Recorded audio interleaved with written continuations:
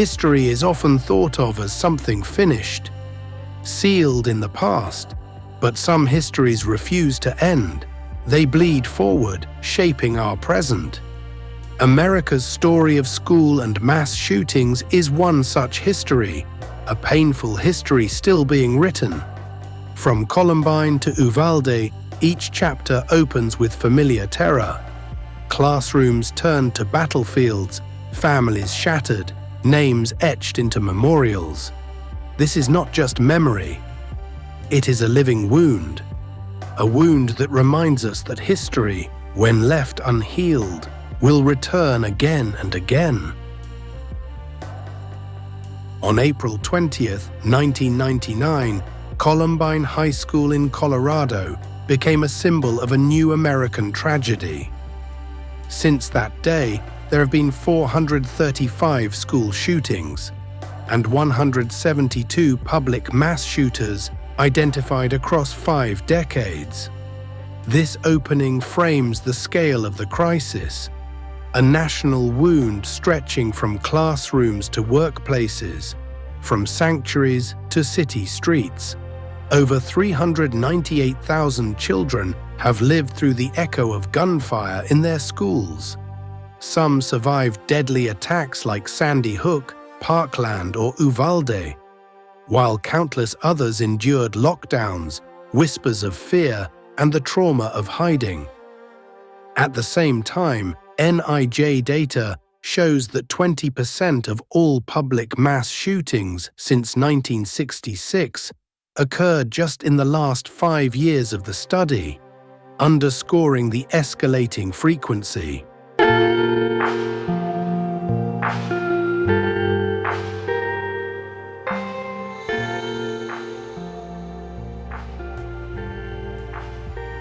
Sandy Hook Elementary in 2012, Parkland in 2018, Uvalde in 2022, each etched into the nation's memory. The NIJ database confirms lethality is rising. 16 of the 20 deadliest mass shootings in modern US history have occurred after 1999. Each incident is not just a number, but a rupture in the fabric of community life. Washington Post data shows the median age of school shooters is just 16. Children themselves commit over half of school shootings. The Violence Project reveals the average mass shooter is 34, almost always male, often burdened by violence or criminal histories. This generational divide, children with stolen guns, adults with legal ones, forms a chilling pattern. At schools, 86% of guns come from the homes of friends, relatives, or parents, often left unlocked. Among public mass shooters, 77% legally purchased firearms. Handguns dominate their use, while assault rifles account for 1/4.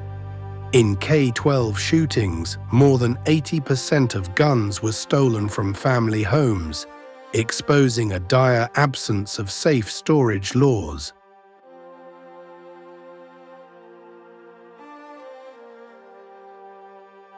The Violence Project reports 30% of shooters suicidal before, 39% during their attack. Among K-12 shooters, almost all were suicidal. Over 80% of perpetrators were in crisis, leaving journals, notes, or manifestos that often went ignored.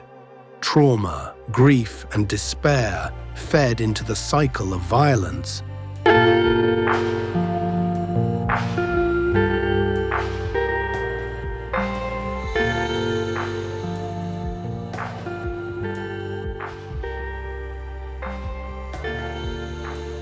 Black students represent 16.6% of the US school population, yet face 33% of school shooting exposure.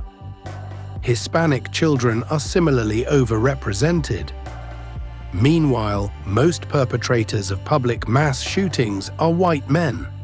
These findings reveal how both vulnerability and responsibility are distributed unequally across communities. 31% occur in workplaces, 17% in retail stores, 13% in restaurants and bars, 8% outdoors, 6% in places of worship, and 5% in colleges. Despite different settings, a chilling constant emerges.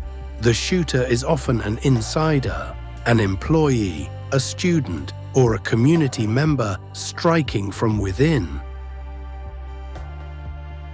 Nearly half of perpetrators leak their plans to family, friends, even online. 1 in 4 leave manifestos or legacy tokens.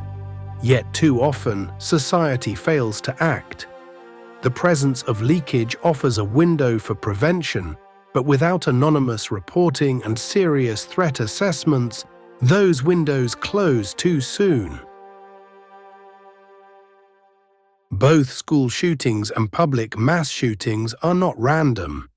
They follow predictable patterns of trauma, crisis, access to guns, and ignored warning signs.